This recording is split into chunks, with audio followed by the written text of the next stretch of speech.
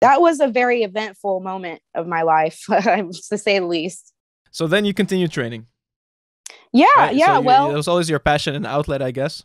yeah. Eventually, I started training. I found an old friend who took me under his wing and brought me in, and we were old wrestling buddies before I had to quit wrestling. And it's Mm. Adrian Thomas. We ended up being together after that, and we're going on 9 years together. Mm-hmm. Oh, So. he's your current boyfriend who doing pro wrestling, right? Mm-hmm. Right, yeah. Yeah. Yeah, we follow him too. Yeah. Oh, yeah. So that's like, wait, you go way back.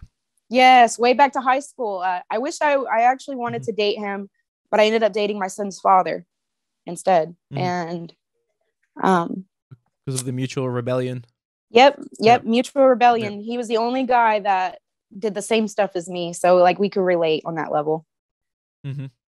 I think I might have been able, like, there was a phase where I would have gotten with my partner in crime in a way, you know, that Yeah. back in high school. But I was already dating someone, so it kind of like the opposite. Similar. The opposite, yeah, the opposite, yeah. Similar but like, opposite. Yeah. I knew she was interested, but it couldn't, like, I was comfortable where I was, you know. Yeah. Yeah. But That's that good. didn't end up working out, so yeah. Well, you know, that was back in you know, grew up in the Middle East. It's like that's far away. That's all far away. I'm half Jordanian, so yeah. I love your accent, Dutch. by the way. Yeah. Oh, thanks. It's I don't know what combination it was. I think it's not Dutch. Maybe it's a combined like Dutch Arabic-ish. Yeah. You know? It's similar to my grandma. Where's your grandma from? She's from Germany, but she grew up in Brazil. So she doesn't have a straight German accent. She sounds Spanish a little bit, yeah. Oh, awesome. Yeah. Yeah, okay. So it's not like did you learn any German? A little. They wanted to keep a lot of stuff from us. My big sister learned more German than I did. She was more fluent, yeah. And if she would have actually liked it, we probably would know more. But she didn't. Yeah. Well, I've seen you do the accent sometimes, like at some point during one of the stories. I'm good at the accent. Yeah. So at what point did you really figure out like that there's a future, like there's that you have something and you can actually make a living? Well, not necessarily a living, like even like just make a paycheck out of fighting. Well, I had trusted a friend, and she needed some help getting her stuff back from a boyfriend. And I allowed her to use my roommate's car. It was a stick shift. I couldn't drive it. And she like pretty much tried to take her stuff back from her ex, but he wasn't home. Somebody seen it and they called the cops. And we ran when we seen him pull up because it was before the cops were even there or anything. And she had the keys to the car. So I followed her, and come to find out she, I guess she wasn't supposed to do any of that. And we got arrested. She didn't tell me about it. So I got arrested for being affiliated with her. And that was my breaking point. I wanted to kill her because I had my son at home. She used me. She drug my name through the dirt. Everybody that we went to school with called me a piece of crap. They were like, I'm going to die or end up in jail within the next 5 years. And when I seen that one comment, I kind of like snapped, because I was honestly like, I was just trying to be a friend. And then I was told that I wasn't a good friend because I could have told her to not do it. So there was a lot of stuff that went into it. And I really felt like I was at my lowest point. That was when I wasn't living in the trailer anymore. I was trying to live with my grandmother. I didn't have nowhere to go really other than that. After I met my boyfriend, I would actually try to stay with him and train with him all night until like, you know, like I could sleep in his car with him. He actually had a place to live, but I didn't want to crash the style over there. So, cause I don't use people, you know, like it was hard for me to ask. So I just try to like talk to him all night in the car. And when we realized, you know, a lot of pride. And so I'd either stay at the gym until we were told we couldn't sleep at the gym. And it was so crazy looking back on it. I've never talked about this. Kind of has me emotional. You kind of used it as maybe a distraction, like, you know, you you wanted to stay active or keep your mind off things, and you just had to stay at the gym the whole time. So you're like, I might as well train, right? You might as well continue training. Yeah, well, I found out that I wanted to get everyone to take me seriously. Yeah. Because I just started. Did you find like because like the difference in combat sports and other sports is like, I feel like the family feeling is so much different. because it's a smaller community. People have each other's backs in the gyms, you know, Yeah. and you just end up finding like great friendships and great bonds, and people become family. Like, you know, feel like that's I was like I'm being an amateur psychologist right now, but you know, I feel Yeah. like that's the case, and then that happened for a reason, Yeah, for sure. For sure. you Because know. my coaches now, I mean, I left and went to Game Bread, but I came back and it's the same coach that was there all this time. And he's like a dad to me, you know, that I never had. Mike Merriman. Mm-hmm. Um, I'm sorry, I'm getting a little emotional because I realized that happened. That part of my life was real. Mm-hmm. I figured out that I wanted to fight because I just wanted to feel accepted by friends, and like you just said, I wanted that environment.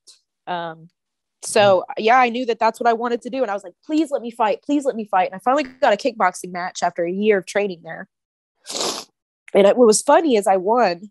I kicked her and I knocked her out by liver shot, but I ended up hitting her again, which is, you can't do that in Muay Thai rules. Oh yeah. And so I had to fight again, and then it was a draw. So I knew right then and there, I was like, I have to get my revenge. You know, I have to, like we said earlier, I had to avenge that too. So yeah, I mean, with a lack of experience, you kind of fight so emotional all the time. You know, like it's bound to happen. Like people make those mistakes all the time, but you know, yeah, for sure. you kind of got to draw, right. Do you think it was a robbery or? It was always fair. A dispute, right? It was fair yeah, because close. I should have not hit her again. But had I won, oh wait, you got the draw for that fight. I thought you had the rematch and then it was a draw. No. This was my very, very first kickboxing match. Okay. Like, yeah. All right, then. Yeah. No complaints. You know. Yeah, you it was didn't Muay get disqualified. Thai. That's all right. Yeah. Yeah. I guess you loved it, of course. And who made you? Your coach make you believe that you had a future in it? Yeah, I mean, everybody did. I just got to a point where people were saying, like guys were saying, hey, can we not train together because you're embarrassing me? And I want respect from people in the gym, and I feel like I'm not getting it when we go together. So I knew when I started getting messages like that online, and then coaches telling me, hey, we're not going to let you go with that girl, I knew that I had a gift, because there's no way that I was taking out all these people and making people avoid me in the gym. And so I really wanted to see what I had going on in the cage. And you weren't grappling. Well, you were wrestling, right? But when did you add jiu-jitsu to your game and think you were a well-rounded enough fighter to take it professional? Right away, you know, or to the amateur fights. Yeah, right away. Actually, the minute that I stepped in the gym, I was interested because it was like wrestling with submissions. So I already knew how to wrestle. I just needed to know the rear naked chokes and the arm bars, and I acquired both of those submissions, how to do them. And so I just decided that if that's what I'm catching everyone with, then why not take it to the amateur? So I'd say within like a year or two of training, I had my first cage match and I won. I threw a spinning back fist into a rear naked choke and I submitted my opponent. So doesn't happen too often. So that's cool. Yeah. Thank you. Exactly. Like you do you watch a lot of fights? Like do you watch UFC? Do you watch boxing maybe? Do you I used to in the beginning. I don't watch it as much anymore unless it's a, one of those big fights that we gather together to watch with the team. But I don't, because it gives me anxiety. It makes me want to fight. And so I try to, not really watch it that much. I watch boxing more than anything. A lot. Oh, so you watched the Fury Wilder fight? Yes. Yeah. Jesus. It's wild. That was we got a treat there. No, because I was gonna say like that same night you had the Dern Rodriguez fight on in UFC, and I was just saying like I analyzed it recently, and really like Mackenzie Dern is one of the best jiu-jitsu practitioners in all of MMA, I think. Yeah, but of course. That's the thing, like the wrestling. If she can add wrestling to that and actually initiate the takedowns, man, she's gonna be a killer. Like, so. Oh yeah, she took out somebody in my area. Around. Do what? Oh yeah. Yeah, Mandy Polk. I mean, she dominated her. Yeah. And you had the wrestling. You already had the wrestling, and you just had to, perfect a couple submissions. Yes, absolutely.